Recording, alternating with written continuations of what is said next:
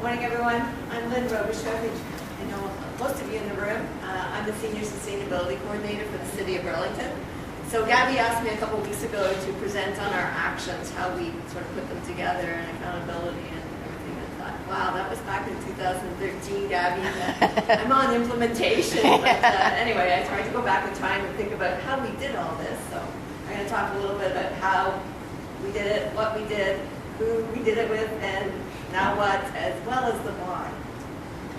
So I'll start with the identification of the actions. So before we got to identifying actions, of course, like every other municipality, we dug deep on the data collection, and that took some time. I think it took us about 6 months to get all the data together, and part of that was the energy mapping exercise. But this slide here showed us greenhouse gas emissions for all the buildings in Burlington. On average, it was dropping over the years. A big part of that is the province's policy to phase out the coal-fired generating stations. But as you can see, transportation, the greenhouse gas emissions have been rising. So we thought, we need to not just look at buildings and energy generation, but we need to think about transportation and land use. So we worked with CUI as well, got an understanding of how energy is consumed throughout the municipality through the mapping exercise. I'm not going to spend time on those, but just I wanted you to understand sort of what we were looking at. Energy efficiency, we were interested in what sort of buildings we were dealing with in Burlington, and this chart shows the age of residential housing. And you probably can't see it from where you're sitting, but you see that a lot of homes, single-family homes, were built between the 1940s and 1970s, and we know they were probably not the most efficient homes. So how do you dig deeper on existing buildings and get some gains on energy efficiency? So we ended up with a plan that had a vision, 5 goals, 11 objectives, and 55 actions. And I kind of laughed when Jen was talking about the scope creep, because 55 actions to me is too much. But when you're working with stakeholders and different diverse groups in the community, that's what we ended up with. But it's okay, it's a 20-year plan. But we did start with a vision, probably not unlike other municipal energy plans out there, to achieve a community that's efficient, economically viable, and how we use energy through new development and retrofits, land use and transportation planning, energy generation, and industrial processes to reduce energy, our carbon footprint, and improve energy security. So I'll touch on sort of the 5 goal areas and why we sort of came up with sort of 5 goals. So the first is behavior change and a culture of conservation. So we know behavior change is a big part of energy in terms of reducing consumption. It's not just about technology on our corporate facilities. We know we can do all the technological upgrades in our city facilities, but if we don't spend time with our staff and do training and whatever, we're not going to have success. So human behavior is a big part of the solution.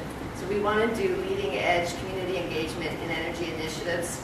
So under that goal, there's 1 objective related to increasing community engagement and uptake of existing programs or new programs, and 11 actions. The second goal is related to energy efficiency. So again, I've already mentioned we knew we had a lot of older building stock like every other municipality. So we wanted to dig deep on the existing buildings and improve energy efficiency. So our goal is improve energy efficiency of buildings. Sort of paraphrasing there, we have 3 objectives related to existing buildings, new buildings, and equipment and appliances. And there's 13 actions in that section. So thirdly, we have a goal related to energy generation security. Obviously, climate change, resiliency, energy security is a part of that, as well as economic development. How can we do local energy generation that supports economic development? Certainly inspired by other jurisdictions and what they've done. The mayor is one of our champions and has been inspired by Sweden and the work that Guelph is doing. And we would like to see some efficiency gains through this. So our goal is increase sustainable local energy generation and enhance supply security, and we have 3 objectives under that goal. so related to integrated community energy systems, expanding renewable energy, and improving our grid security. And there's 9 actions in that section. So transportation, as you said, I saw the chart. We knew that our greenhouse gas emissions were increasing in this sector.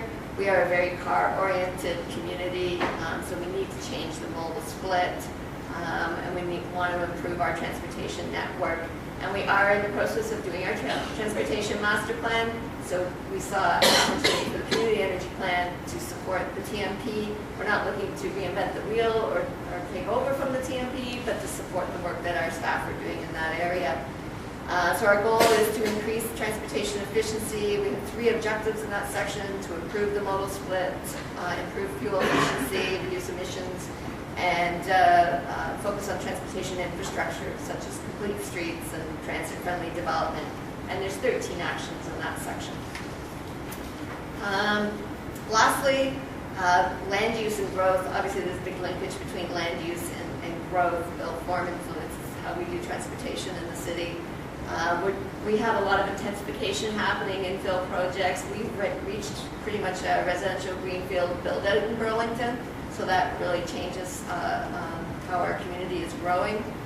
We are in the midst of our official plan review as well, so we see this as a great opportunity to improve our policies related to energy. And we've also got a council direction to do sustainable development standards for the community development. So the goal here is to optimize integrated community energy system and efficiency opportunities through our land use. We have 1 objective related to land use policies and plans that enhance energy efficiency and ICES linkages. And there's 9 actions in that section. So I'll talk a little bit about how we came about selecting our actions. In terms of our structure, we had a steering committee that was made up of city staff and Burlington Hydro, and the reason for that was Burlington Hydro was the major funder for this exercise. This was before the Ministry of Energy had their funding, so we funded it within the city and Burlington Hydro. And then we had our Stakeholder Advisory Committee, which we had 14 local agencies and organizations on. So as well as looking at the data, I did a lot of background research, looking at other plans, whether it was climate change action plans or energy plans across the country. So just looking at what's happening out there. It was an iterative process between the steering committee and the stakeholder committee. We certainly worked closely together. I'd say the steering committee led in the development of the actions, but then we would go to the stakeholder committee and work with them to refine the actions. We worked together as one big group to prioritize the actions. I'd like to say it was some high-tech solution that we did, but it was democracy. I have to say it worked. So this was back in 2013. Took about 6 months to put all this together, and in June 2013 we presented it to council. We had a community engagement period of about 4 months because we were going over the summer, so we extended it. And then we did a final review with our stakeholder group.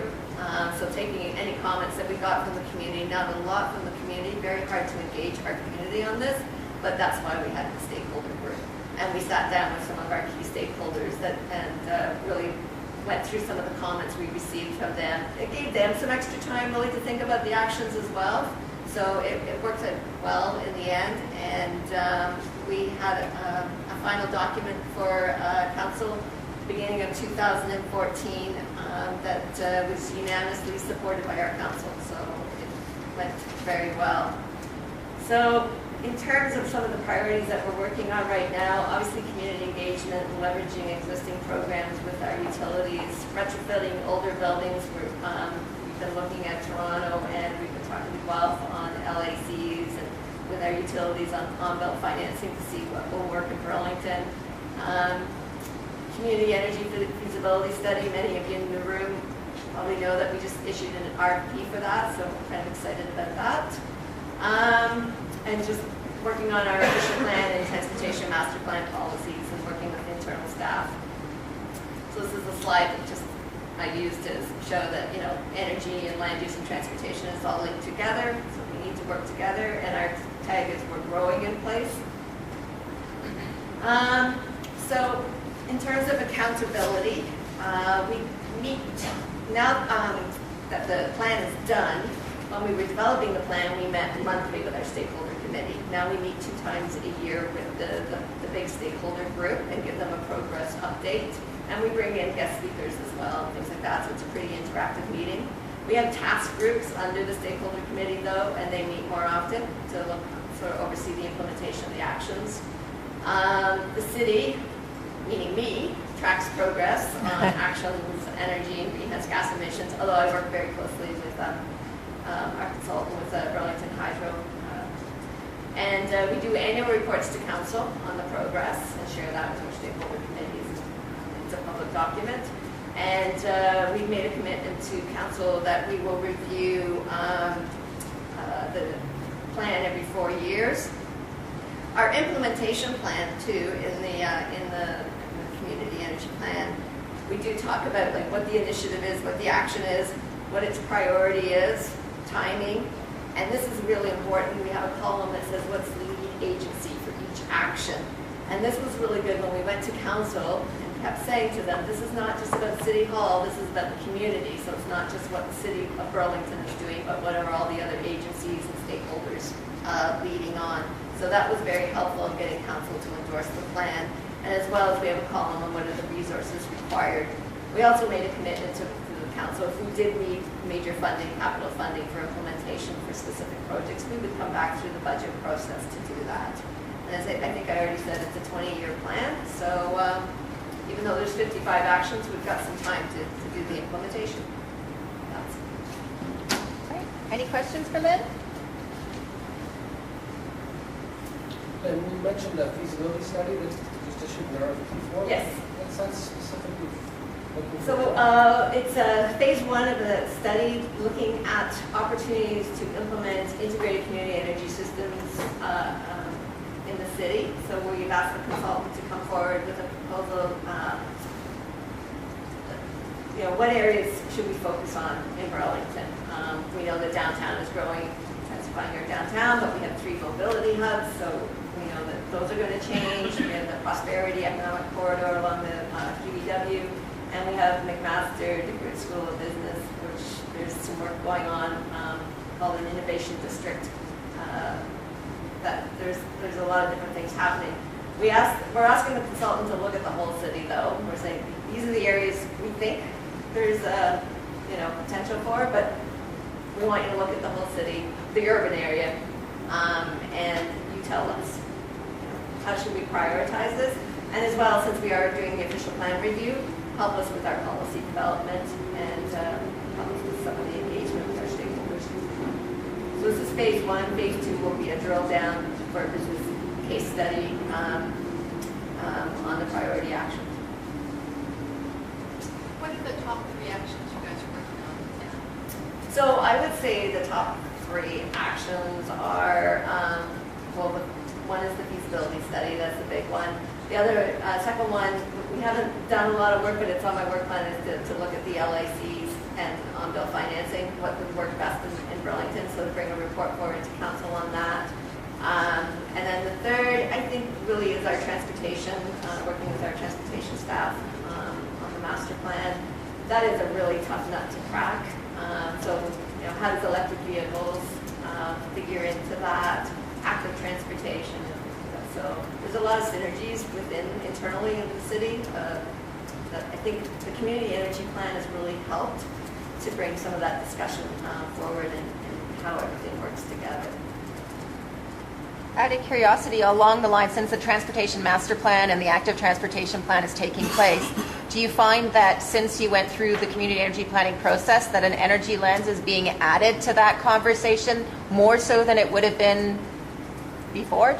Yes, and I think it will just get better.